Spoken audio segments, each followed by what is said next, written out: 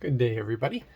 Welcome to the Bible in a Year 2021, and we are on day 284, and we're reading through Matthew 9 and Luke 7. We find something very interesting here in Matthew 9,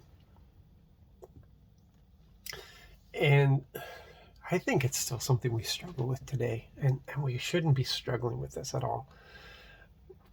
Jesus dared to tell somebody that their sins were forgiven. And the Pharisees had a fit with this. And Jesus turned around and he said, listen, just what's easier? What's easier? Say to this guy to take up your mat and go home. He's talking to the paralyzed, about the paralyzed person in front of him. Or to turn around and say, your sins are forgiven. And by this, Jesus is indicating how readily the Father desires to forgive. And Jesus, in all of his ministry, teaches us this is such an important cornerstone of our faith, that we in turn, it's being modeled to us. Forgiveness is being modeled to us. We are to forgive as we have been forgiven. And there's all kinds of things that have been modeled for us. Love as you've been loved. Show mercy as you've received mercy.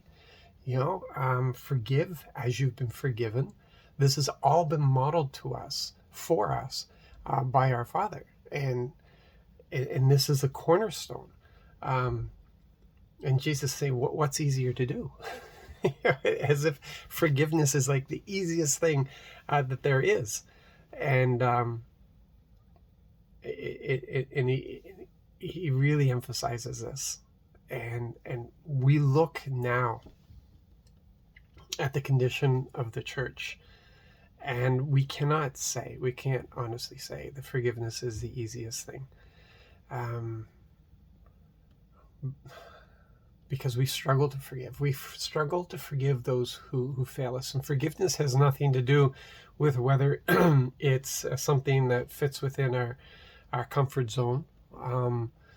It's not a matter of we forgive certain things, but not all things. It's not like that there are certain sins that you can't forgive.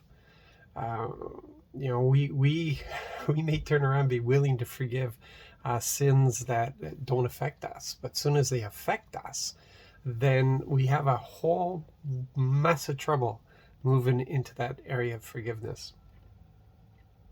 Forgiveness is really the first step of the restoration process, and restoration is a process, and we're supposed to work towards that.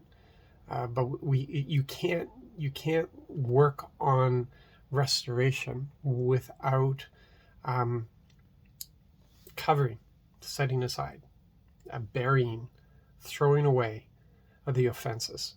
You have to start there. And this is what we have to do for each other when leaders fail us. There has to be forgiveness. And that forgiveness provides peace for us. There can't be restoration. This is a hard thing. There can't be restoration unless the person is willing to recognize that what they have done is wrong and has caused hurt. When we come to the Lord, we have to seek that forgiveness. It's ours. It's ready and available. It's there. But we have to confess that what we've done is wrong, that we need forgiveness. If we don't recognize that we need forgiveness, how can we ever receive salvation? Because we don't think there's anything that we need to be saved from. And this is what happens with this forgiveness as well. You've got to, you can offer it, but if a person doesn't recognize that what they did caused harm, then they're not going to receive it. It's going to be good for you in that you receive peace because you have forgiven them. But they're not going to receive peace because they're not recognizing their part in this. So it's hard to reconcile that relationship. So with that, like we can understand, right? But there's a lot of things in the church where we withhold our forgiveness. We're not willing to forgive because we can't forgive this sin. We can't forgive this behavior. We can't forgive. So we withhold it. Um, but we're supposed to freely give it out because we've freely received. And so we really need to deal with that. There's all kinds of stuff with this, and we need to have some real good discussion about this within the church, so that we can understand the whole process of restoration, so we can understand the process of that forgiveness being the first step, and the process of restoration, and how we come to the point of restoring those relationships, and the part that each person plays. And there's all kinds of incredible stuff, but it's been modeled for us, and this is where we need to go. Anyway, I'm going long on this, so I'm just going to leave it there for you.